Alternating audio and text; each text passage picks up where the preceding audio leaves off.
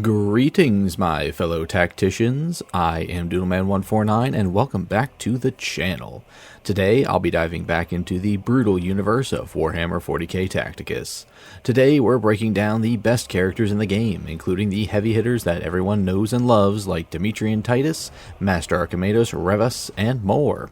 Whether you're crushing PvE campaigns, dominating PvP arenas, or tackling guild raids, these units will carry you to victory. Grab your bolter and let's get started. But before we get into this video is sponsored by myself. That's right, in case you guys didn't know, which, let's be fair, none of you do, I have my very own merch shop over on Spreadshirt. I've got a few designs based on some stuff that I frequently say in my videos and just some other designs that I like. My personal favorite, which I'm actually wearing right now, is the True Doodle Fan shirt. The shirts are high quality, soft, and unbelievably comfortable. So if you feel like getting some good clothes and supporting your favorite small YouTuber, then why not head over there and snag something nice for yourself? You deserve it. The link is in the description. Warhammer 40K Tacticus is a turn-based tactical strategy game set in the far future of the Milky Way galaxy, where Space Marines, Orks, Necrons, and more clash in epic battles. With 86 heroes across 19 factions, choosing the right ones is key. Today we're focusing on 19 top-tier characters based on their performance in PvE, PvP, and guild raids, pulling the best characters from each faction. Before we jump in though, I guess I have to preface this video with the fact that these are my opinions. People got really salty in the comments of my other video, the 19 worst characters in Tacticus, and people really need to just relax. It's a game after all. Also, if you come at me with blatant disrespect in the comments, your comments will not survive, so be forewarned. But anywho, let's dive into these units that are the cream of the crop. First up is Lieutenant Demetrian Titus of the Ultramarines. And why is he so great? Titus is a versatile melee powerhouse. His tactical precision ability delivers a guaranteed critical hit with bonus damage if he charges an adjacent enemy, or deals chain damage to all nearby foes if he doesn't charge. His ability to reset tactical precision after revival makes him a clutch pick in tough fights, perfect for PvE and arena. His passive ability to revive on the final vengeance kill of each turn means that he can be a real headache for weakened enemy melee teams. Pair him with Insius to revive him anyway if he doesn't get the kill, and he is almost immortal. Master Archimedos of the Black Legion is next, and why is he so great? Archimedos is a summoning beast. He spawns numerous demons around an enemy, dealing piercing damage to the target, while his actual melee or ranged attacks deal unblockable psychic damage. His passive summons a demon when he kills an enemy, making him a snowballing threat in PvP and guild raids. His best use is in overwhelming enemies in arena and distracting the AI in campaigns to keep the heat off your other units. Our next character is the Tau battlesuit, and forgive my pronunciation here, of Sashvra Viorla Revus. Anyway, so what makes Revus so great? Revus is a frontline defender with a devastating Overwatch ability, making him ideal for turtling strategies and taking out initial waves of enemy melee attackers. The summoning of drones with his active will also likely draw AI attacks away from your actual characters, allowing Revus to get the full effect of her overwatching. His ranged attacks punish enemies who approach, and he pairs beautifully with On-Shi, who can give him back his active ability again after it's been used. His best use is in PvP and arena for controlling the battlefield. Now we have the Neurothrope, the Psychic Tyranid. Why is this spicy bug so great? Well, this psychic powerhouse dishes out massive damage that can stack on a single target when that target is hit by other psychic or suppressing attacks. Its long-range, smite, and life-stealing active make it a great support and DPS unit all in one. Just don't let enemies get too close. Its ability to disrupt enemy positioning makes it a top pick for PvE campaigns and boss fights. Its best use is to stack damage against a guild raid boss or a particularly hardy enemy in guild wars or PvP. Now we move on to the Necrons with the Kh&acirc spider Aleph-Null. Why is Aleph-Null great? Well, it's pretty obvious, but Aleph-Null is a summoning god. It spawns scarabs that can multiply, overwhelming the battlefield. Pairing him with Mechanicus for the extra move and attack in their deployment turn also has the possibility of spawning more scarabs right off the bat. Its passive healing, when adjacent to friendly units, and self-healing keep it durable and make it a passive medic. Plus, it can fly. Its best use is in arena and PvE for swarm tactics. Now let's look at Thaddius Noble, the munitions expert of the Astra Militarum. Why is this relatively small man so great? Well, Thaddius is a flexible support unit, boosting nearby heavy weapon allies with more damage and dealing solid suppressive damage himself with indirect fire capabilities. His active is also one of the strongest in the game, dealing widespread random damage early on or highly concentrating devastating firepower to a single target later on in the fight. His best use is for shutting down Overwatch characters and hitting enemies from afar. From the putrid pits of the Death Guard, we have Nauseous Rotbone, their chaotic apothecary. So, why is this rotting flesh bag so great? Rotbone is one of the best healers in the game. He has a lower chance of reviving a killed adjacent ally, but unlike Incius, he can even revive from an overkill. His healing output is also higher than his Imperial counterpart. On top of that, he's tankier and is the only chaotic medic, thus far, making him invaluable in later Chaos Onslaught missions. His best use is in these Onslaught missions, or any event really, where turtling is a viable tactic. Looking at the Orks, we have Grumble Snotflaga, the Grot Herder. So why is he great? Well, Snotflaga deals massive damage to a single target, despite his low pierce ratio, and he is surprisingly sturdy given his Beast Killer trait that gives him a 20% chance to block a percentage of his damage output. His ability to actively and passively spawn grots can quickly overwhelm a battlefield, and his active ability grots also taunt their targets, keeping them busy for at least one round. His best use is in arena control and killing off high health targets in really any game mode. Now we look to the Emperor's champion, brother Kh&acirc Jaeger of the Black Templars. So what makes him so awesome? Well, Jaeger is a tank and holds a position exceptionally well. His passive ability punishes any units that dare attack him in melee, his ability to use block items makes him more survivable than his stats may make him look, and his active lets him lock down a single target by taunting them until they're healed or dead, and while taking less and dealing more damage to that target. This active is perfect for keeping units like Bellator or Aleph-Null occupied to prevent their summons. His best use is in PvP or Arena for picking off key targets, and in regular campaign missions to essentially let some run on autopilot. And we have finally reached the Eldar, and it is no surprise that their best unit is Eldryon, their Farseer. So why is this mystic elf so great? Well, Eldryon is a fan favorite for good reason.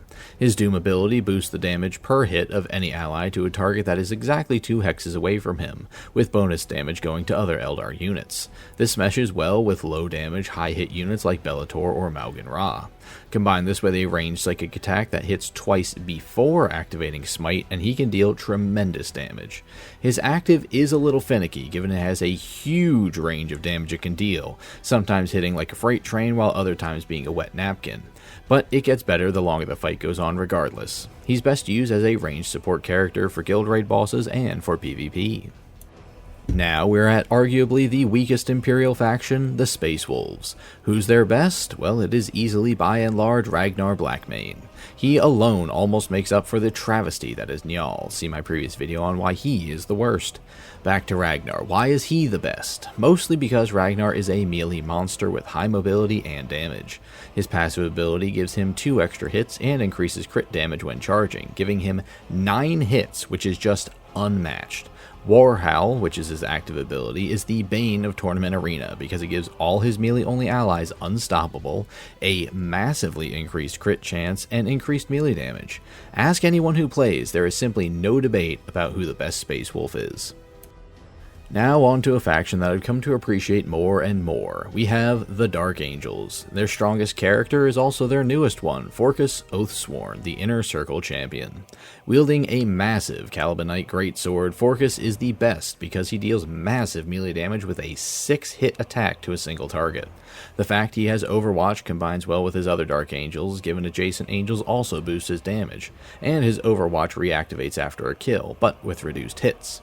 He also has an active that allows him to sweep 3 enemies in front of him for 3 hits each. He's just great for crowd control overall, despite being melee only. His best areas of performance are easily in PvP arenas and in any legendary events requiring Overwatch characters.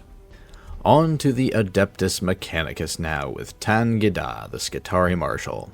Tan is great for a number of reasons, including his ability to summon Skitarii auxiliaries when attacking, which can be doubled up when combining with Actus. These summons can easily distract enemy AI and clog the battlefield. When using his active ability, he can switch between boosting adjacent mechanical units' armor or boosting their damage against enemies with reduced armor. When boosting against weakened enemies, his attacks also cause all adjacent mechanical units to attack the same target as well, allowing for you to pour on a massive amount of damage to a single target when needed. He is great for PvE campaigns where distractions are needed, like the Indomitus Elite missions, and for clogging up PvP arenas when combined with other AdMech units. For this next one, I was up in the air between Rask and Kharn the Betrayer for the best World Eater, but Kharn just takes the win. So why is he great? Kharn is a legendary melee blender. His kill, maim, burn ability allows him to either lump on massive damage to a single target or get multiple kills on adjacent enemies. His Betrayer ability is kind of a double-edged sword, but honestly, it'll more often than not hit enemies instead of allies. In Tournament Arena, especially when paired with Ragnar, he is able to basically one-tap everyone. It is just insane. He's great in basically every mode, so you cannot go wrong. Now, while I say Mephiston is the weakest Blood Angel, it's an easy choice for Matineao as the best. Why is he awesome? Well, Matineao's mobility and high damage melee attacks make him a great flanker. His active ability also allows him to basically drop on any Overwatch character and cancel that out since he gains Infiltrate while slamming the ground for some great AoE damage. He's also surprisingly tanky, with the summons also drawing fire from AI enemies as well. He's great everywhere, but is especially deadly in tournament arenas. Moving on to the disgusting Genestealer Cultist, which was the most controversial pick I had for my least favorite Genestealer last time. It's going to be just as controversial this time, because I'd say Holland Baumgart is the best. He's a fantastic support unit and the only Xeno healer in the entire game. His healing allows him to buff the health of any healed unit while also bolstering the damage of affected Genestealer cult members. Plus, he has a really strong summon. He's not exactly the most versatile, but he's great for keeping his allies alive and dishing out damage. He's best when combined with other GSC members for Tournament Arena or Onslaught. The undeniable best of the Adeptus Sororitas is Celestine, the Living Saint. She is much harder to get than the rest of them, but seeing her in Tournament Arena enemy lineups is just not fun to go against. In the open, she can tank at least 2 lethal hits thanks to her auto summons that take the hits for her. She deals massive damage, she also has great mobility, and her active allows her to evade Overwatch characters, similar to Matineao. She's usually part of the Ragnar Tournament Arena teams, making her even deadlier, almost to a broken level. She can be countered by swarming her, but it's hard to do. If it wasn't already obvious, she is best for PvP battles and really any battle in general. The Thousand Suns also appear to have a clear frontrunner, and that is Abraxas. Why is he the best of Magnus's sons? Well, it's easy. It's his summon spam. His ability to allow him to summon a ring of demons that deals psychic damage, and he spawns more demons with each enemy that are hit with psychic damage, can really clog the battlefield. Combine this ability with Yazgor's active ability, and if placed right, you can summon up to 12 demons on the field. Talk about overwhelming odds. His passive also adds psychic damage to all adjacent allies, dishing out even more unblockable damage. He is essential for Samehan Mirror campaign missions, but really, he's great everywhere.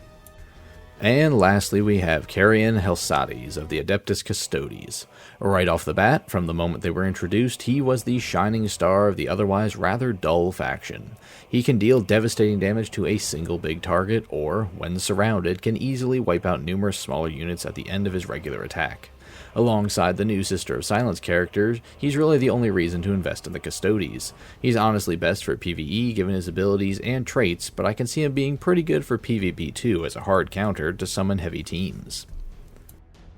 And as an added bonus, I've got some small team building tips as well. Building a killer team in Tacticus is all about synergy. For PvE, combining healers like Rotbone with tanks like Celestine to hold a position, or summoners like Abraxas and Archimedos to flood the battlefield with allies are both good ideas. For PvP, focus on Overwatch units like Revis and high damage dealers like Kharn or Ragnar. Guild raids, bring Eldryon for support and the Neurothrope for stacking damage over time. These are just examples, but with the best units I've mentioned earlier, there are a number of factions that synergize really well. You just have to look at what fits well with your playstyle. And so that's my rundown of the 19 best characters in Warhammer 40K Tacticus.